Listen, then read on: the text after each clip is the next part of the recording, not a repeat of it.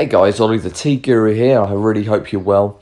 We got so many new products in the shop right now. It's just impossible to feature all of them one by one. So I thought what we'd do is have a cruise through the Guru site.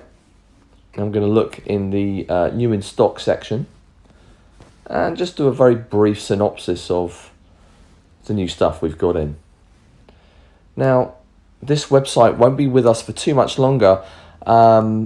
We've been working behind the scenes on a newer website which should be ready very, very soon, probably in the next sort of 30 days, I'm hoping. So that'll be online very shortly.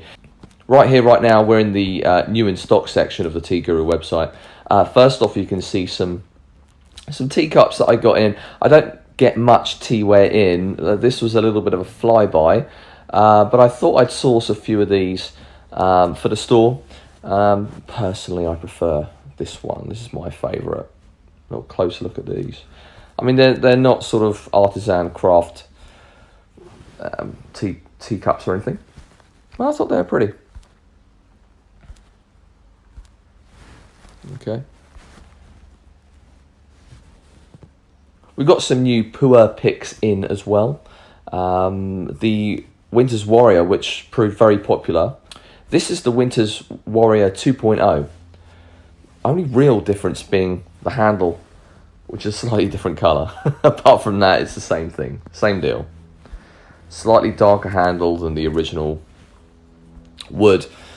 But new in store, we have Nightshade. Nightshade is a ceramic porcelain blade. Very pretty. A few of these have gone out already.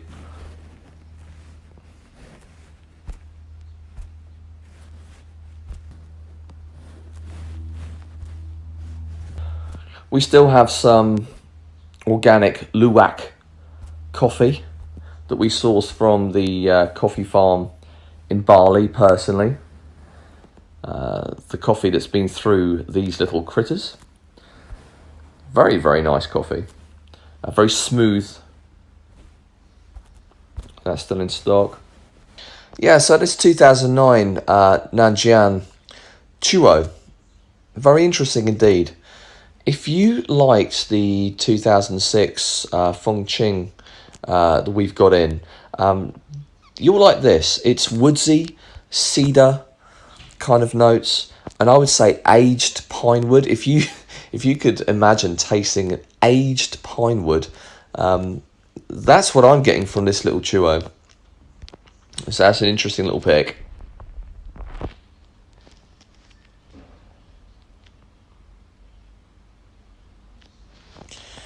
We now have full chuos of the 2012 Bulan Gushu. We've talked about this in previous episodes. Why, oh why, did the producers decide to make 250 gram chuos out of Gushu? I'll never know. But Gushu this is. You're going to get a nice amount of chi from this. We picked these up from a private collector who was liquidating his stock.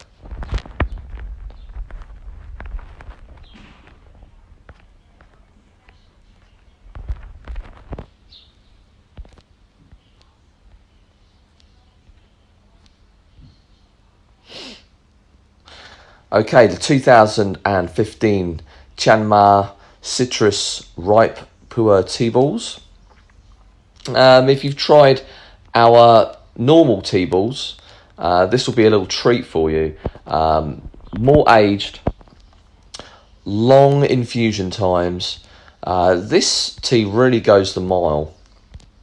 So imagine a deeper, richer, more citrus experience compared to our standard citrus ripe balls.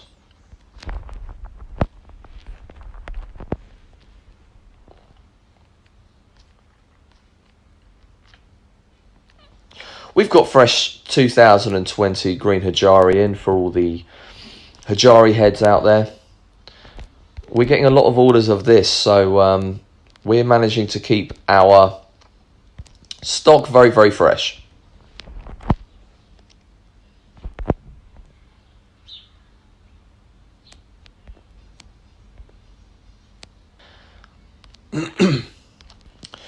New in, we've got a more expensive Tieguanyin, a 2020 Guru grade Tieguanyin. If you're into Tieguanyins, you'll know that they can display different characteristics. This Tieguanyin is more down the...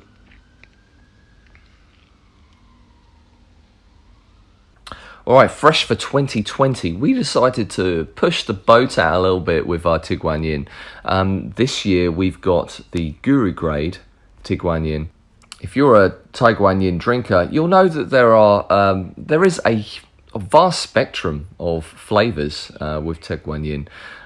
They could be perfumey, they could be soft, they could be very green, vegetal tasting. This particular offering is a greener, tree sap-like, vegetal tasting Tieguanyin. Very, very nice. So if you're a fan of our higher grade Tieguanyin, give this one a go.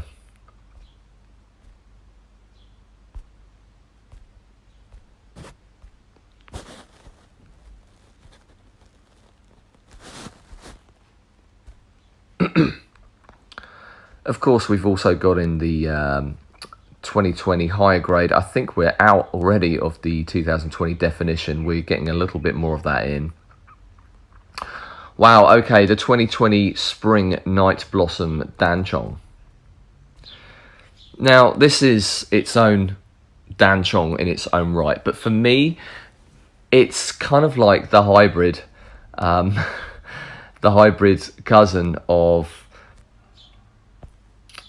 almond fragrance Chong and Cape Jasmine. Cape Jasmine being one of the most popular Chongs we sell.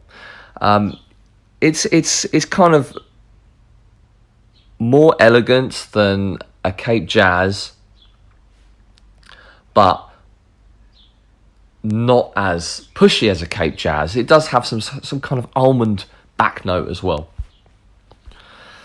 So look, I mean, if you haven't tried if you've tried the Cape Jazz, you've tried the almond, give this one a go, because I really do think it's a really good middle ground between the two.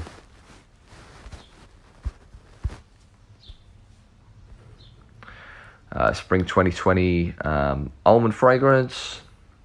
We got some 2020 Dragonwell as well. Extra nutty aroma this year with the Dragonwell. Very nice.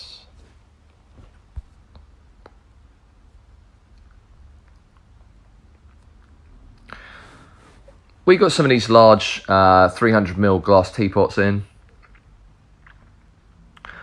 Loads of these. We've hooked up with a very good incense supplier nearby. We offer 11 of these. This one happens to be Amber Deluxe, from Pure Incense Company. Handmade masala style incense sticks, made in India, of a very high quality. These guys will do lots of different types, so amber, frankincense, oud or agarwood style sticks. Artisan Mysore incense sticks, we've got a few of these in still. We won't be getting many of these in again, I'm afraid, because I just can't handle the minimum order quantity, unfortunately. If you like sandalwood, then these sandalwood sticks are probably the highest quality that you're going to find anywhere. Okay, so we're talking high strength Mysore Indian sandalwood. No sticks, just full on incense. So they're not masala sticks, they are rolled incense sticks, so it's 100% incense. The tiniest amount of mako powder is used just to help the burn and help it bind properly. They're magical. Okay, straight in from the Wuyi mountains, we've managed to source a couple of yancha oolongs. Now, yancha can be stratospherically priced, especially the Dahong Paos. I've got two Rugoi oolongs. I've got a Hoyin Kung and a Mat Hoyan. Very different in character, these two. kind of a syrup-like kind of blackberry jam note coming out. So slightly fruity and really impressive to see that coming through. It's good to stick with the ruguois because you manage to get some really good oolongs from a very prominent area at not too much of an extravagant price.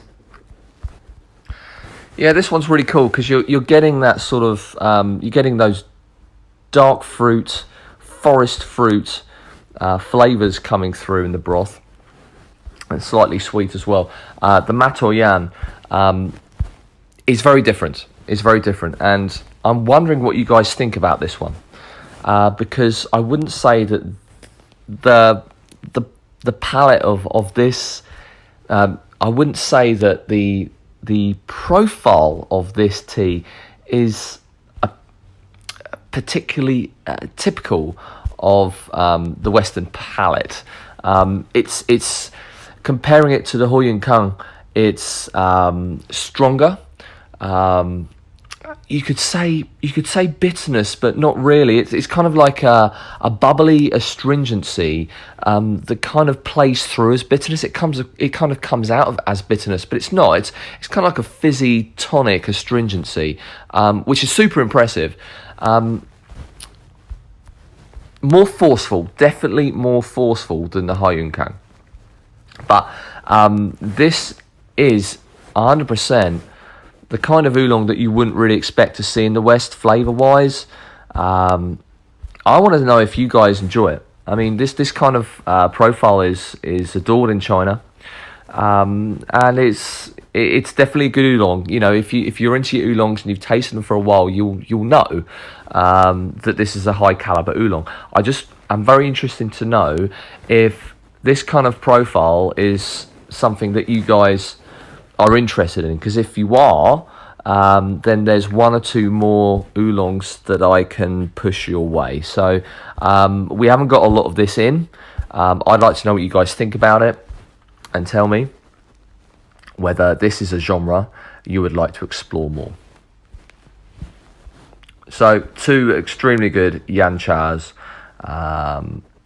ethically sourced via my distributor directly from Wuyi. Oh yeah, so if you're into sandalwood, I've got a heck ton of sandalwood. This is a log of Mysore sandalwood. I'm selling this per gram at the moment. I haven't got all of my sandalwood up on the store yet. I've got some wild East Timor sandalwood. In fact, I've got probably 5 or 6 different profiles of East Timor sandalwood. Yeah, I'm into East Timor sandalwood. If you look online, there's who else really is supplying so many variants of sandalwood? There's not many people. So if you're into sandalwood, the Tiga is a place to be. I'll be having the other grades of sandalwood material in store very soon.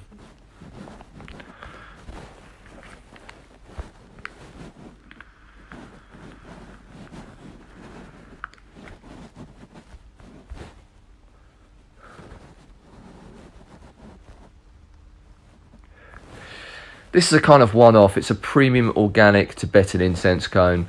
I managed to get some incense powder from a really good incense supplier. She didn't have a lot left, and I very simply added a touch of Mako powder and created these little cones out of it. Made from, I think, nearly 30 different types of herbs and spices. Some which were personally foraged by herself.